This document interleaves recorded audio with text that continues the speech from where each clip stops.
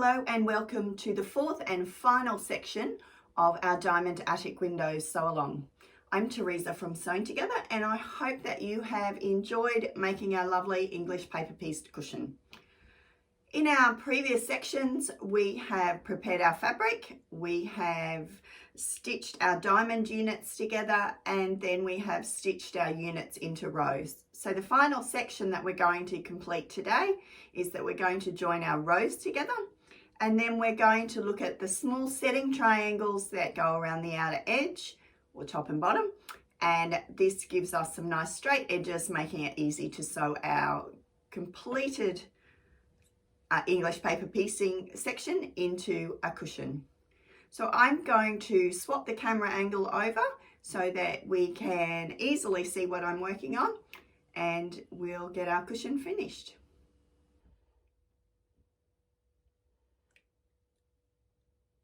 So we've now got our completed diamond units stitched together in rows. And of course the layout for your rows is on the back of your pattern sheet that was included with your Diamond Attic Windows Epiflex pack. You can refer back to that at any time. And we have got all of our rows, 1, 2, 3, 4, 5, 6, 7, 8 rows joined together. So I'm going to move these out of the way and just work on my first 2 rows. Now, whether you have stitched your rows from left to right, right to left, it's completely up to you. I'm left-handed, so I tend to do things probably the opposite way to a lot of people.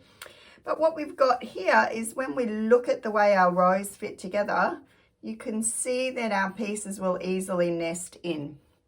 And when what we're aiming to do is we're aiming to be matching up these seams here and this seam here. So when I flip these over to stitch together, I can really clearly see in here just where those pieces lock together. I'm just going to pop a clip on there. And again, because our Epiflex templates are so wonderful and stable, I can see that the beginning of my row also lines up perfectly with my seam where it needs to. And so I can pop an extra wonder clip on there. Now you've seen me stitch quite a few times, so I'm not going to stitch these sections in place, but you can see on here how easy it is. If you do have a little section that's got just a little extra fold of fabric, when you come to stitch your rows together, you can manipulate that little piece of fabric as you work along. And if you need to take your stitch, you can actually take your stitch just slightly to the inside of the fold, just on the inside there when you're stitching, and you'll find that your rows will fit together very, very beautifully.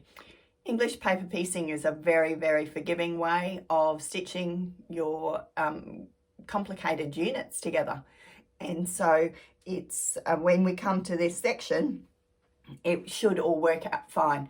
If you need to give any of your pieces a little press with the iron to make them sit where they need to, or if you find that any of your little pieces are lifting and are in the road, you can of course come back with your glue stick, just add the tiniest amount of little glue and pop it in place. So that's how we join our rows together. So once you've got your completed rows joined, you're going to have a full cushion cover, but your top edge and bottom edge are going to be uneven. Now your sides will be nice and straight, but your top edge and your bottom edge will be uneven. Now for your top edge, we have, just slide this down and hopefully the green will show up on the green. We have our lovely long triangle shapes, and then we have a half triangle that goes in the corners.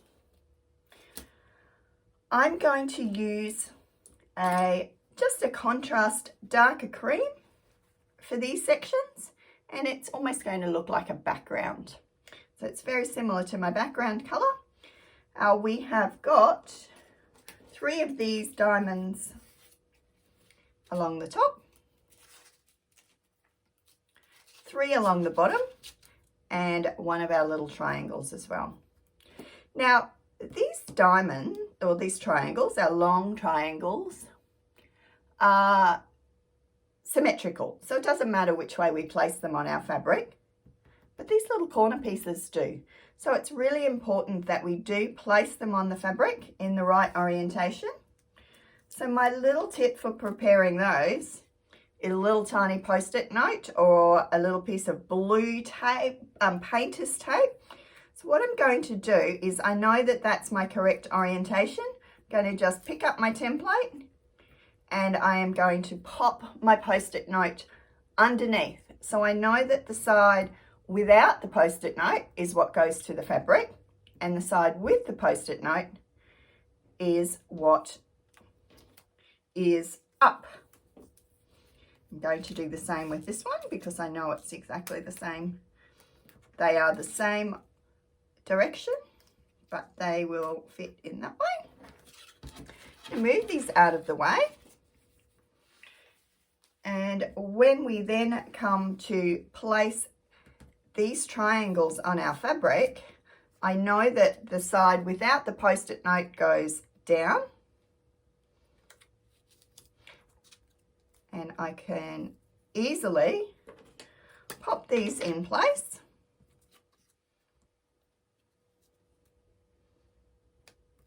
Remove my post-it note off the top.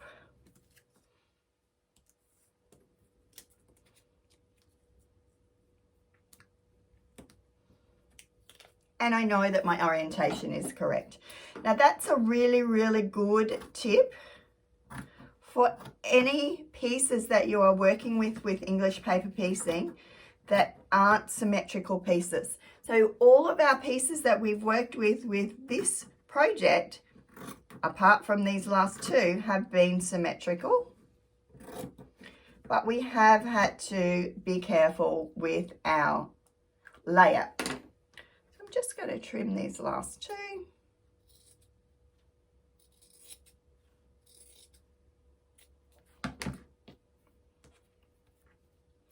And I am going to just quickly glue baste one of these triangles.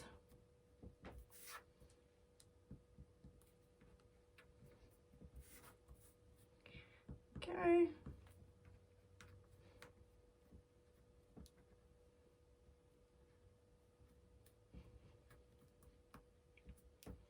Go, and I would do the other triangle in exactly the same way. And for our long triangle shapes, I can just top and tail them on my fabric. Leave about a ½ inch in between my 2 shapes.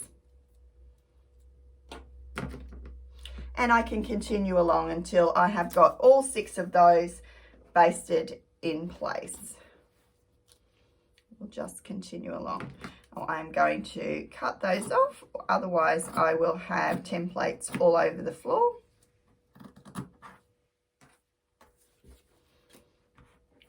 And I'm going to quickly trim through the middle. So of course you could trim these with a rotary cutter and a ruler if you choose to. One of the wonderful things about English paper piecing is that we need such minimal supplies. It's quite okay to trim with a pair of scissors. Just trim that little corner off. Okay. And let's baste one of these as well. The basting order for our outer sides is not as important because it is an outer edge. When we baste our sharp point of our triangle at the top, it's always going to fold in. And we are going to be opening up this outer edge of our shape anyway when we come to stitch our cushion together. So let me just show you how these fit together. That's our first row, and that's our second row, which would be stitched together. Okay, so our small triangles fit into the corners and our large triangles fit in between our rows, and they give us a lovely sharp shape, a nice rectangular shape, which make it nice and easy to complete our cushion. So you are going to go ahead and complete your rectangle cushion top, and then I'll come back and I'll show you how I've constructed my cushion and added a zipper for the back. So the last section for completing our cushion is to actually make up the cushion itself. Once you have completed your rectangle of your English paper piecing, give your fabric a little spray with some spray starch, and I recommend the Heaven Sent spray starch, or some crisp spray starch. Stay away from products like Fabulon and ironing aids, or you can even just give it a press with a steam iron, both on the right side and on the wrong side. Don't use too much steam. Your templates will be fine, but you don't need a lot of steam. So press the wrong side as well, and the heat from the iron actually helps the glue release from the templates. So you are then going to go through and you're going to remove all of your templates from your pieces, which will of course be joined together. So I just use either a pair of tweezers or my fingernails, and I just simply lift the fabric up on one side, and you can generally pull the template out, and then that will help you release the other sides. They just peel away. Once you've removed all of your templates, including your outside edges, all the way out to the outside, I then went back and actually gave my outer edges, my seam allowances, a little press flat, so it made it easier for the next step. And the next step that I did was that I ironed a fusible wadding, very lightweight fusible wadding. This one is called Vilene H640. I ironed that to my completed cushion section. So I've got my cushion made. So that's my English paper pieced panel. And I have ironed the fusible wadding, or fusible pellin, this is called, onto the back of my English paper pieced panel. Then I have cut my backing fabrics slightly larger than I needed, and I've joined them together with a concealed zipper. Now, the way that you choose to construct the cushion back is up to you. I have used an invisible zipper because it was what I had. And then I have laid my two sections together, so my cushion back and my prepared front area. And I have stitched around the outer edge on my seam allowance, trimmed my excess away, and then trimmed my corners. And it really is just a matter of then turning it right side out.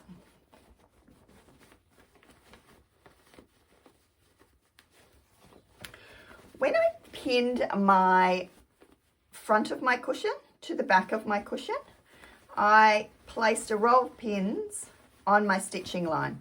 So I checked where my seam allowance was for my cushion and where I needed to stitch, and that's where I placed my row of pins, so it was nice and neat.